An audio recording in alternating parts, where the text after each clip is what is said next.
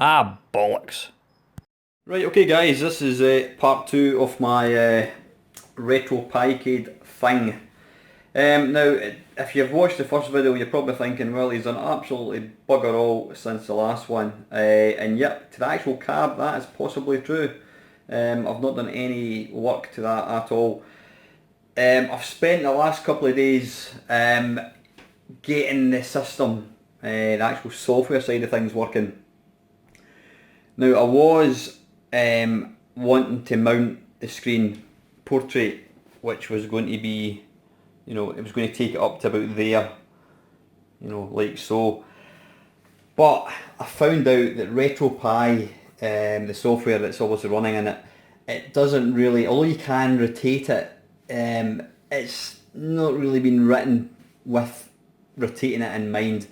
If you do that, the menu system is all way too big. You can't actually read half the words. So say for example, Daley Thompson's Decathlon, that'll just be Daily so you can't physically read it. Also, when I was playing vertical games on the system, they weren't really appearing that particularly big. And also landscape games were just really small. Now, I came to the conclusion that there's, although shoot 'em ups are my favourite genre, there are certainly a lot more games that are designed for landscape.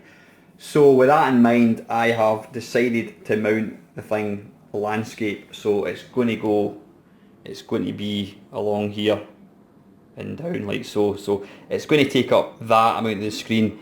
What I'm then going to do is get a piece of wood up here like so. Obviously this comes over, and then what I'm going to do is I'm going to get a wee piece of perspex and just run it along here with a wee marquee. Is it marquee? Bezel? Is it bezel they call it? I think it is.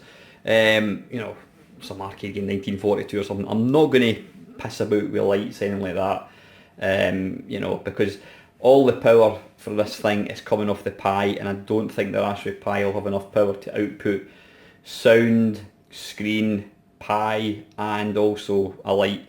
The light would be a nice wee extra, but I'll probably not bother. So anyway, yeah, I've spent 2 days learning very quickly, taking a crash course on how to add things to the config file. It has taken a wee while to kind of get used to that. It's different problems I've ran into. But you know what, I'm slowly getting there. However, last night I was at the computer club and my mate Dave kindly gave me this. I don't know if you can see that, a huge piece of what's perspex plastic. Now I only need a wee section. Now unfortunately, apparently you need a jigsaw to cut it. However, since I don't have a jigsaw and I'm quite stubborn, I decided to use the good old fashioned method using one of these, a Stanley blade. So anyway, apart from the software side of things, what I've also done, move that over there, I have,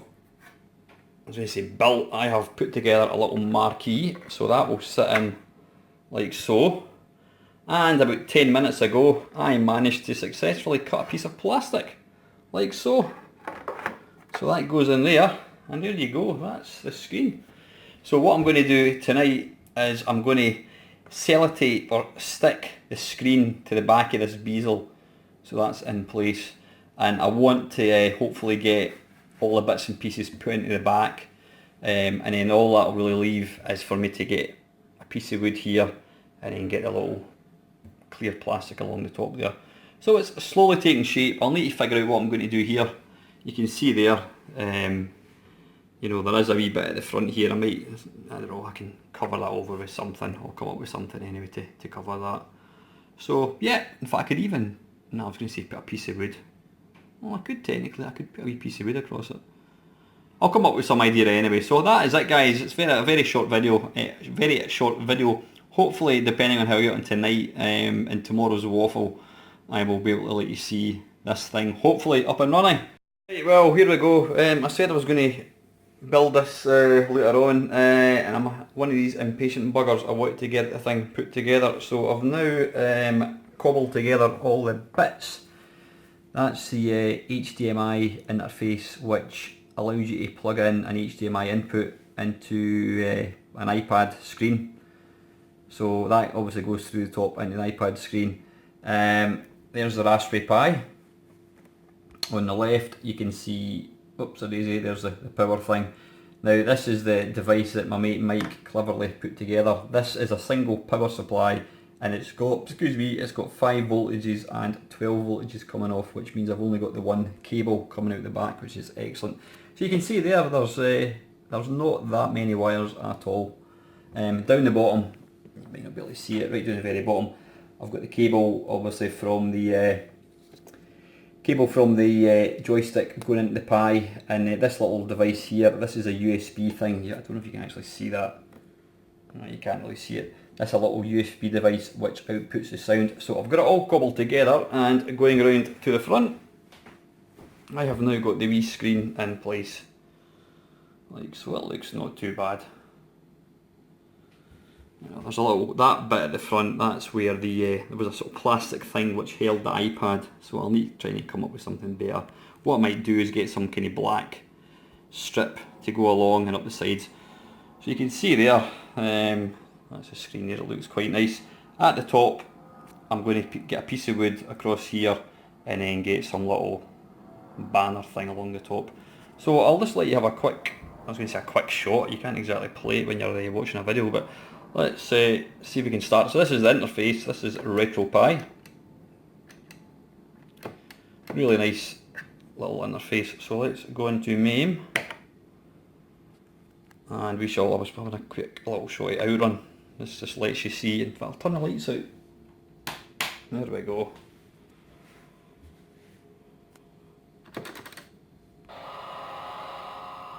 It looks rather nice if I do say so myself.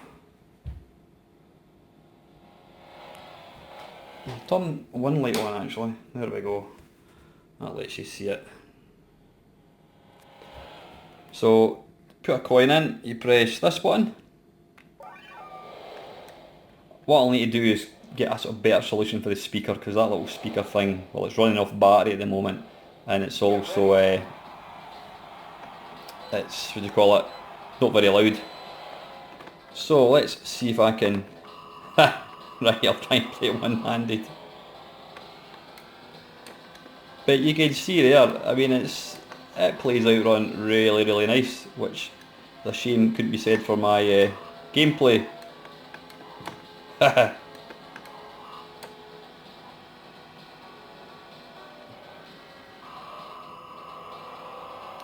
I've got to say, I am very, very chuffed with this, I really am.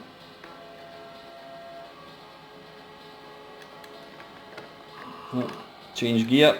It's the first time I've ever played Outrun using one hand.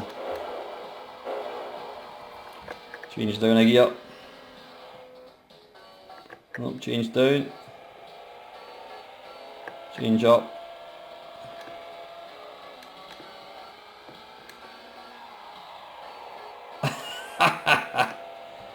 Right, so that, you can see there, that is actually filling the whole screen, which is really nice. To come out, you just press these two buttons. Bump, there we go. So let's press this button. Oops, a daisy. I don't want to go into the Master System, hang on a second. I mean, you can just flick through the systems. There's Mega Drive, Neo Geo. I mean, let's try 2020 baseball. Press that to start.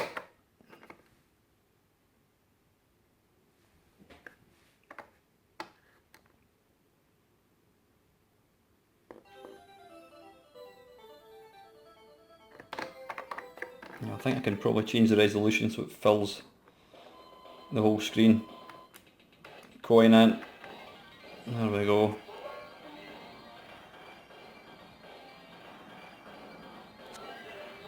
But it's rather nice.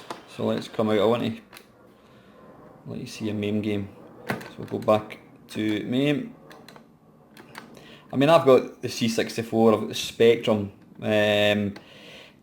I do also use, I've got a little USB Bluetooth call it keyboard thing, because you really need that for obviously playing C64 games and that kind of stuff. But the whole purpose of this was really to get MAME running on it.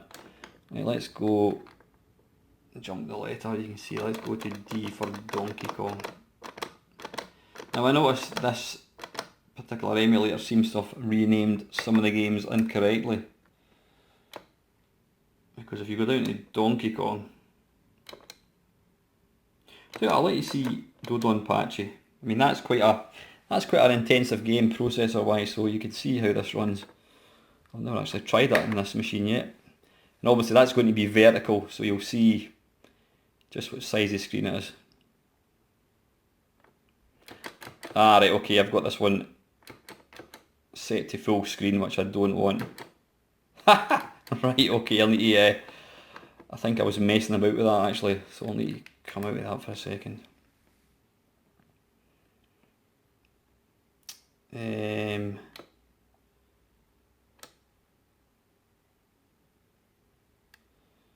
You see it says it's a Donkey Kong, let's try that. There's one of the Donkey Kongs is actually Donkey Kong Jr, so let's try this one.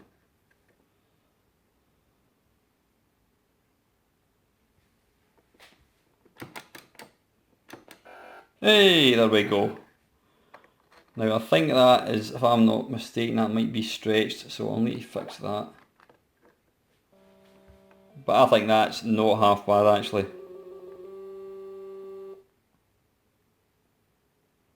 Nope, I think I must be missing the samples.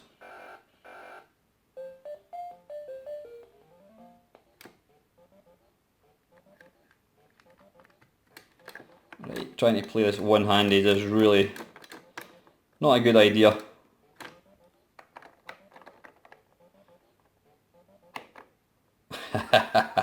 So anyway guys, that is it. It's just a quick video to let you see it. I'm quite happy with this. I mean, I've spent a fair bit of time putting it together.